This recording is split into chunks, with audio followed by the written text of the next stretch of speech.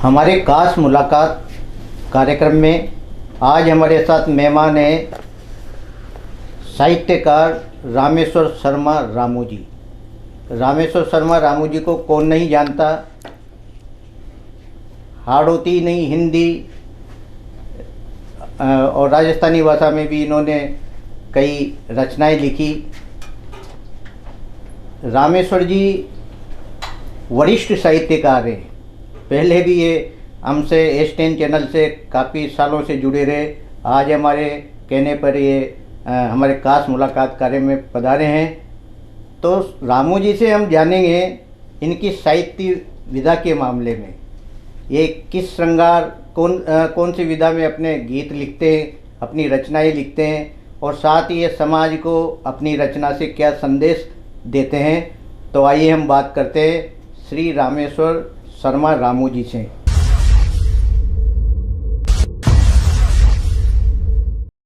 रामेश्वर जी, आपका हमारे स्टूडियो में बहुत बहुत स्वागत है। बहुत बहुत धन्यवाद।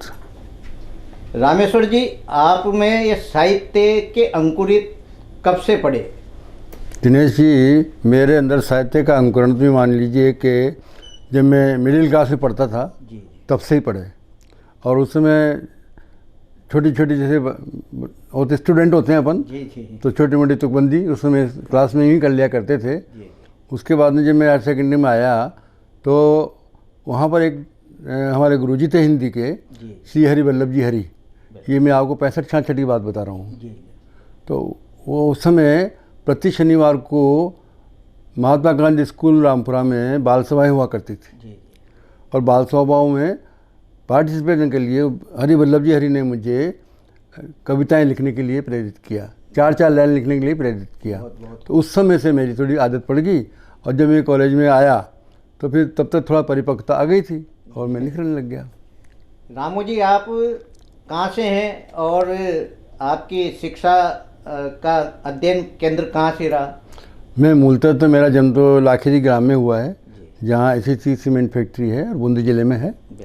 लेकिन मैं अपनी जब मैं 9-10 साल का था, 9 साल का ही था, उस समय मैं हमारा परिवार पूरा कोटा में आकर के बस गया और तब से मैं कोटा में हूँ। और मेरी प्रारंभिक शिक्षा 3वीं क्लास तक लाखेरी में हुई और फिर 4वीं में पढ़ा नहीं, सीधा मैं 5वीं क्लास से और फिर लगातार BSc तक मैं कोटा में पढ़ा। ये मेरी शिक्षा रही। तो आपके वैसे प्रेरणा स्रोत कौन रहे रामू जी? कविता में जी, अपने हाड़ौती के क्षेत्र के। नहीं, सच कहूँ तो मेरा प्रेरणा स्रोत कोई नहीं है जी। मेरा प्रेरणा स्रोत तो परमात्मा ही है, जो मैंने देखा। जो जब मेरी कविता की जो प्रवाह था ना, जी। तो मैं न तो किसी को दिखाता था, देखो, न किसी को, मगर भारतीय समिति को मान लीजिए और प्रेरणा स्रोत। क्योंकि भारतीय समिति एक ऐसी संस्था मिली हमको कि वहाँ प्रति सप्ताह काव्य गोष्ठियाँ होती थी और वहाँ कोटा के धुरंधर रचनाकार आते थे। उनके साथ उठने बैठने का मेरा जज्बा रहा कि इन लोगों के साथ मैं बैठूंगा तो मुझे अपनी कविता में परिष्कार करना चाहिए, और उसी ने मुझे प्रेरणा दी। रामू जी, भारत हिंदू समिति साहित्यकारों का एक ऐसा मंच माने अपन। उस समय, उस जमाने में आपके साथ ऐसे कौन से साहित्यकार थे जिनके बीच में आप लोग रचनाएं पढ़ते थे या आपस में विचार विमर्श करते थे? बिल्कुल दिनेश जी, मेरा सौभाग्य है कि मैंने कोटा के उत्कृष्ट रचनाकारों के साथ में अपना काव्य पाठ किया भी और उनका सत्संग भी किया। जैसे मैं 2-4 नाम आपको गिना तो आदरणीय हमारे नगर श्रेष्ठ जी आदरणीय बुद्ध सिंह जी बापना, जो हिंदी और अंग्रेजी दोनों के ही उत्कृष्ट साहित्यकार थे। बहुत बड़े। डॉक्टर दयाकृष्ण जी विजय, जो भारत के सबसे प्रमुख हिंदी विद्वानों में एक थे। डॉक्टर कन्हैयालाल जी शर्मा जो HOD रहे और हिंदी के प्रख्यात साहित्यकार थे। डॉक्टर प्रेमचंद जी विजयवर्गीय, जो वनस्थली में हिंदी के विभाग के डीन थे, उनका सत्संग मुझे मिला। ऐसे ही इस प्रकार से आगे गजेंद्र सिंह जी सोलंकी, उन्होंने मुझे बहुत प्रेरणा दी। डॉक्टर सदा अचल जी, जिन्होंने मैं हिंदी पढ़ाई कॉलेज के अंदर, जिन्होंने हिंदी पढ़ाई, उनका भी बहुत सानिध्य मेरे को मिला। और मेरा सौभाग्य रहा जिन के साथ मैं रहा। हालांकि मैं तो विज्ञान का विद्यार्थी था, लेकिन जहाँ तक हिंदी चली कॉलेज में फर्स्ट ईयर तक, उसके बाद में फिर हिंदी बंद हो गई थी। लेकिन मुझे प्रोफेसर्स का प्रेम हमेशा ही मिलता रहा। रामेश्वर जी, ऐसा माना जाता है काव्य और कवियों के लिए कि जहाँ न पहुँचे रवि वहाँ पहुँच गए कवि। हाँ जिस तरह आपने अपने काव्य की जो यात्रा का शुभारंभ किया, जी, कई 40 आप लिख चुके जी। एक कोई ऐसा काव्य हमारे दर्शकों को सुनाए आप। आपने मुक्तक भी लिखे हैं। हाँ, बहुत लिखे हैं मैंने जी। अब मैं तो और जो आपकी क्योंकि मन हाड़ौती के हैं ना जी तो मेरा क्या है कि हाड़ौती के अंदर भी लिखने का बहुत रुझान रहा और ईश्वर की कृपा से सबसे पहले हाड़ौती के अंदर मैंने गज़ल लिखना मैंने ही प्रारंभ किया। बिल्कुल बिल्कुल। गीतों प्रेम जी प्रेम वगैरह दुर्गादास सिंह जी सब लिखते ही थे, लेकिन गज़लों पे इनका ध्यान नहीं था। तो गज़लों पे मैंने ध्यान दिया। अब वो मैं नहीं जानता था कि गज़ल है ये, वो सबसे बड़ी बात। मगर फिर जो आलोचकों के पास चीज़ गई वो तो उन्होंने बहुत काफ़ी पसंद किया और मैं एक दो गज़ल आपको हाड़ौती भाषा की सुनाता हूँ, है ना। जीवन जीवन सैर भायला, 184 फेर भायला। 84 लाख यूनिवर्स पर जीव घूमता है, ये वहाँ से उठाया है मैंने। जीवन जीवन सैर भायला, 184 फेर भायला। लांबो चोड़ो जीवन समंदर, लांबो चोड़ो जीवन समंदर। होशियारी सूं तेर भायला, होशियारी सूं। पुण्य का मोती इक्का दुक्का, पुण्य का मोती इक्का दुक्का। पाप का भाटा ढेर भायला, जीवन जीवन। घणु कठिन छे नाम सुमिर बो, घणु कठिन। बहुत कठिन है जी भगवान का नाम सुमिरन करना, है कि नहीं। जिसको हम जपा जपा कहते हैं ना, वो बहुत कठिन है।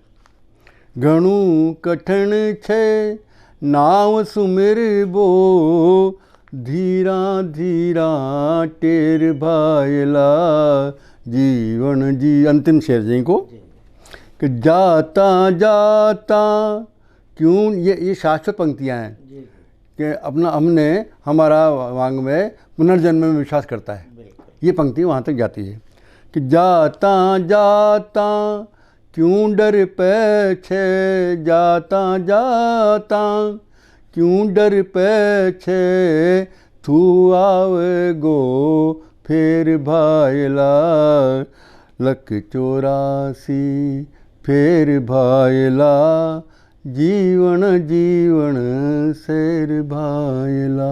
तो यहाँ से मैंने गज़ल का प्रारंभ किया अपने हाड़ौती के अंदर। और उसी कालखंड में मेरी पहली पुस्तक आई छप करके, मासूम हंसी बनी, ये वाली जो ये मथुरा से छपी उस कालखंड में। और उसके बाद में फिर दूसरी आई मेरी चाला सूरज लेर हाथ में, और तीसरी आई लाता लाता पिंदा गड़ गया। अभी चौथी आ रही है उल्टी बातें करे गोखड़ा, है कि नहीं। ये तो 4 हमारी राजस्थानी में कविता संग्रह है और हिंदी का 12-13 छोटा मोटा मिला करके 12-13 किताबें हिंदी की हमारे पास। ये हमारी आज तक की यात्रा है। तो राजस्थान साहित्य अकादमी से भी आपको पुस्तक का वो मिला कुछ? राजस्थान साहित्य अकादमी का मैं लगभग 10-11 साल तक उसकी कमेटी में मेंबर रहा। अभी जब अंतिम जो थी उसका मैं सरस्वती सभा का मेंबर रहा। मगर और उन जब तक मेंबर रहते हैं आप, तब तक आपको वहाँ से कुछ भी नहीं मिल सकता। अच्छा। तो इस साल मुझे वहाँ से अपना प्रकाशन सहयोग मिला है। और रामेश्वर जी, एक बात और मैं जानना चाहूँगा। जी हाँ, जी हाँ। राजस्थान साहित्य अकादमी में जो पुस्तक छपने के लिए जाती है, हाँ, प्रकाशन होने के लिए, उसका क्या पैरामीटर तय करते हैं आप लोग? इसके 2 पैरामीटर हैं। पहली बात तो ये है कि जो उसकी मिनिमम पृष्ठ संख्या है वो 80 होना चाहिए। अच्छा। पांडुलिपि की, क्योंकि छपना तो आपको बाद में है। अगर छप जाती है तो आपको प्रकाशित पुस्तक देनी पड़ती है, बाकी ज़्यादातर पांडुलिपियाँ ही जाती हैं। तो उसके साथ वो इसलिए जाती है कि वहाँ से प्रकाशन सहायता मिल जाती है। बिल्कुल। तो वो कम से कम पुस्तक 80 पृष्ठ की होना चाहिए, उसके बाद में आप कितने भी पृष्ठ की हो, 100 की हो, 150 की, 200 की हो, और उसके हिसाब से ही उसको प्रकाशन सहायता मिलती है, नंबर 1। दूसरा ये है कि आपका साहित्य जो उन पुस्तकों को देखने वाले लोग हैं उनके पैरामीटर में सही उतरना चाहिए। ये नहीं कि साहब जन आप ना कूड़ा कचरे कूड़ो को है ना, जैसे आप कह सके ना कूड़ो, वो कूड़ो वहाँ न छप सके। लेकिन अब ये आवार यहाँ दना के अंदर कहे हो कि जी ने जैसी किताब भेजी अशोक गहलोत जी की सरकार ने, सब बताएं प्रकाशन से दे दो, अच्छी बात है, सबको भलो हो, लेकिन माला हिसाब से वो किताबा साहित्य का पैरामीटर के आजू बाजू कोई ना, मतलब खरा न उतर पाई, खरा न उतरे। वैसे जो पैरामीटर का अपन ने बात की, तो इसमें जो वहाँ जो पुस्तकों की जो लेखनी है उसका भी तो कोई देखता होगा कि देखते हैं ना, जो प्रकाशन समिति में जो मेंबर होते हैं ना, जी जी, उनके पास जाती है किताबें। अच्छा, मेरे पास भी आती थी। अच्छा, कि मैं प्रकाशन में समिति में था, मेरे पास भी आती थी। अच्छा। तो रामू जी, आज जो आप साहित्य लिख रहे हो और आपकी पुस्तकें आनी भी है, जी हाँ, तो क्या संदेश आप समाज को दे रहे हो? और संदेश तो समाज संदेश ग्रहण करे तो संदेश देवे। पहली बात तो ये जी, मेरे जैसा आदमी जो मैं हूँ लिखता हूँ, मैं तो जो अनुभूत करता हूँ ना दिनेश जी, मैं वही लिखता हूँ। कोई संदेश जा रहा है कि नहीं जा रहा है, इससे मेरे को कोई लेना देना नहीं है। हाँ, मतलब उससे कोई प्रेरणा ले या नहीं ले। हाँ, कोई क्या शर्त है, कोई शर्त थोड़ी है अपनी। ये बेचारे तुलसीदास जी ने थोड़ी ये सोचा था कि मेरे से प्रेरणा ले लेंगे और लोग बाग जो है मेरी इससे जो है रंग से राजा बन जाएंगे। बिल्कुल सही। घर घर के अंदर मेरी हनुमान चालीसा बाजी जाएगी, उस बेचारे को थोड़ी पता था। सही कह रहे हो। कोई सहज भाव से लिखा गया साहित्य है तुलसीदास का, सच है, बिल्कुल सहज भाव से। जैसे मैं मान लो मैं लिख रहा हूँ तो सहज भाव से लिख रहा हूँ।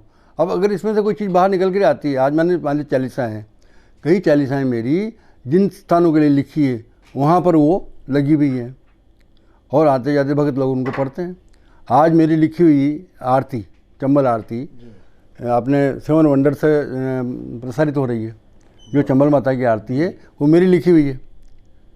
तो ये अपने एक संतोष का विषय होता है और कोई खास बात नहीं। अब मैं आपको एक आध अगर समय हो तो मैं आपको सुना दूं। और ये सुनाने के लिए नहीं, मैं इसलिए सुनाना चाहता हूँ इसको कि अपने कोटा के अंदर आजकल जो आत्महत्याओं का एक सिलसिला चल निकला, बहुत अच्छा कवि दृष्टा होता है, एक समझो बात, या परमात्मा की ऐसी कृपा होती है कि उस कवि के कलम से कोई ऐसी चीज़ निकल जाती है जो 10 साल 20 साल बाद में होनी होती है। ये मेरी पुस्तक है क्यों गंगाराम, ये सन 12 की है, 2012 की। ये इसमें मेरी एक गज़ल है, ये एक पात्र था मेरा गंगाराम, मैंने आम जो व्यक्ति है उसको मैंने गंगाराम माना और ये पूरी की पूरी किताब गंगाराम पे आधारित है। इसमें एक गज़ल जो निकली है वो गज़ल आपको मैं सुनाना चाहता हूँ और ये गज़ल उसी चीज़ की ओर इंगित करती है जो आजकल अपने कोटा के अंदर हो रहा है कि इतना पढ़ने लिखने के बाद भी रोजगार नहीं है, तो क्या करते हैं लोग बाग, या निराशा में क्या कर सकता है, उसकी गज़ल है बहुत बढ़िया कि नगर नगर में डगर डगर में मुझको गंगा राम मिले, नगर नगर में डगर डगर में मुझको गंगा राम मिले, घर से निकले यही सोच के कहीं तो कोई काम मिले, चाहे पूरा पेट भरे या नहीं भरे तो सह लेंगे, चाहे पूरा पेट भरे या नहीं भरे तो सह लेंगे, बेचारे पाँव को लेकिन मंजिल का तो नाम मिले।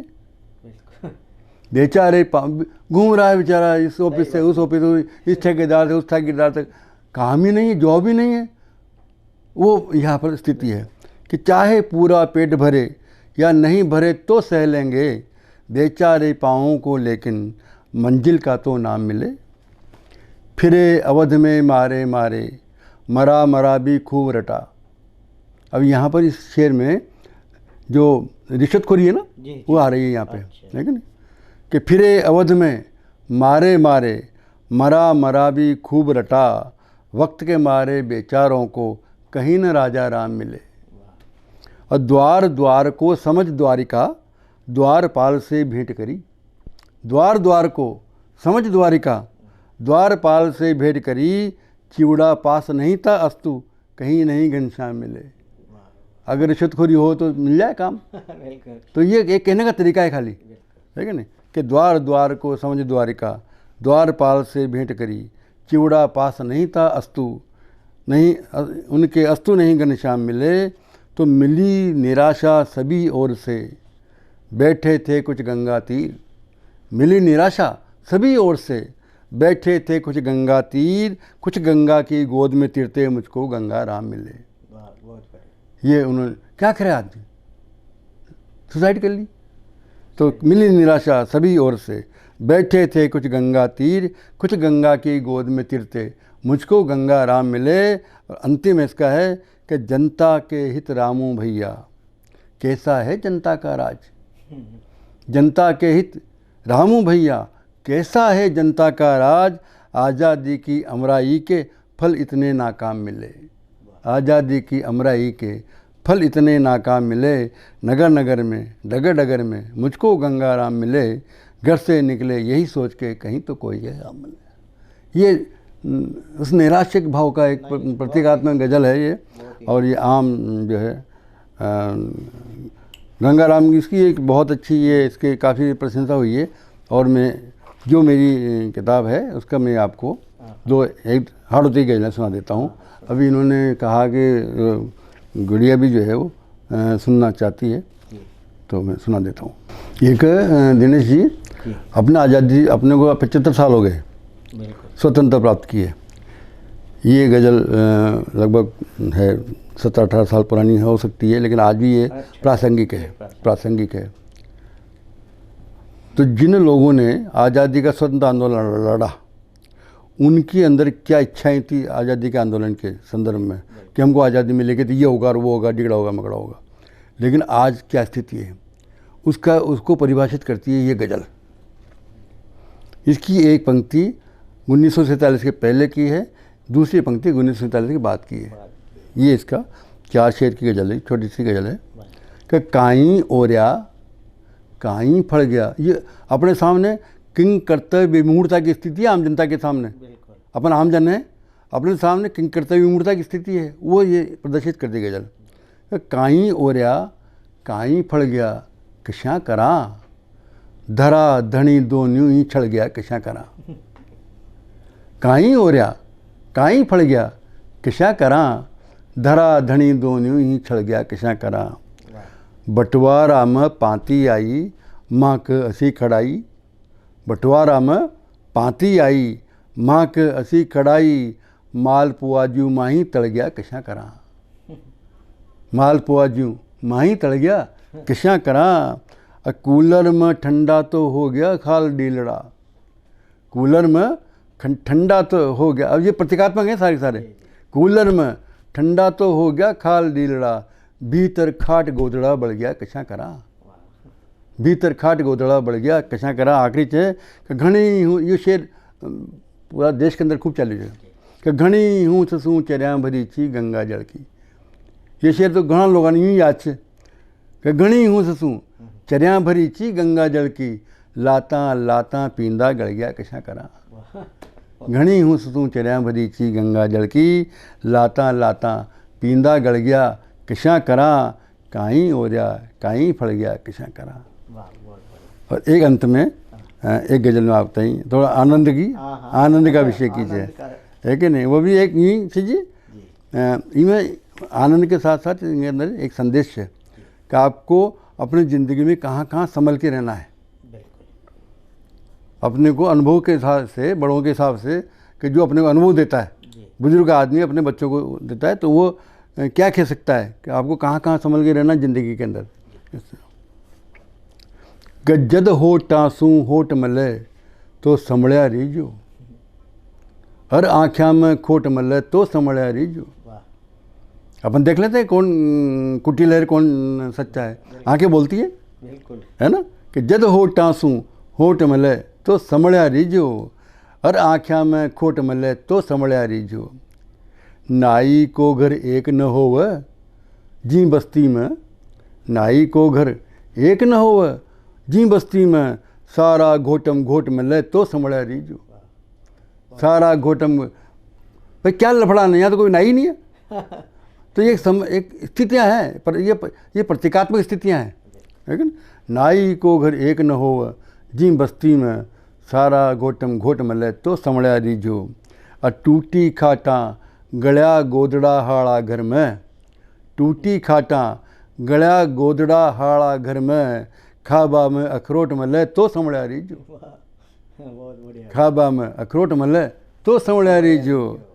और ढांडा होव घरा घरा पण उषा गाँव की, ढांडा होव घरा घरा पण उषा गाँव की, बना चरी चरनोट मिले तो संभड़ा रीजो। अगर चरागाह बिना चरा हुआ है उस गांव का तो समझ गया। अगर अब आपने पशुओं के साथ जा रहे हैं और आप चराना चाहते हैं तो चरनोट को देखो कि वो चरी हुई है कि नहीं हुई है। अगर वो खड़ी हुई है तो इसका मतलब कहीं ना कहीं वो घास जहरीली है, बिल्कुल सही है कि नहीं। तो ढांडा हो वे घरा घरा उषा गाँव के, बना चरी चरनोट मिले तो संभड़ा रीजो। आखिरी छे कि श्याम, ये मनोरंजन कुछ है कि नहीं, कि श्याम पड़ा घर में गुस्ताई जे गरहाड़ी, श्याम पड़ा घर में गुस्ताई जे गरहाड़ी, उल्टी लेर करोट मिले तो संभड़ा रीजो, है कि नहीं। तो जद होटांसू होट मिले तो संभड़ा रीजो, और आँख्या में खोट मिले तो संभड़ा रीजो। वो आपने कई वर्षों के बाद ने मुझे यहाँ याद किया, इसके लिए मैं पूरे एसटीएन परिवार का, विशेषकर दिनेश जी भाई साहब का, और पूरे आपके रिकॉर्डिंग में जितने भी बंधु हैं इन सबका मैं धन्यवाद ज्ञापन करता हूँ। और एसटीएन हमारा अपने शहर का केंद्र है, और अनेक बार यहाँ से जो समाचार प्रसारित होते हैं वो इतने दुर्लभ होते हैं कि उनको हम बड़े चैनल्स पर नहीं देख सकते। और बहुत आनंद आता है, कई समाचारों को तो देख करके आनंद भी आता है, और जो आप नगर के कई जो दूसरे समाचार ऐसे होते हैं कि जिनसे कष्ट भी पहुंचता है उनको भी हम लोग देखते आते हैं। तो आप लोगों का समाचार प्रसारण भी बहुत अच्छा है, अच्छे अच्छे साहित्यकारों का आप यहाँ गाए बगाए समय समय पर आप त्योहारों में पर्वों में बुलाते रहते हैं। तो आपने कोटा के साहित्य को भी यहाँ पूरा का पूरा सम्मान दिया है, इसके लिए पूरे एसटीएन परिवार बहुत बहुत साधुवाद का पात्र है। रामू जी, आप हमारे स्टूडियो में आए, बहुत बहुत धन्यवाद। धन्यवाद, आपका भी बहुत बहुत धन्यवाद।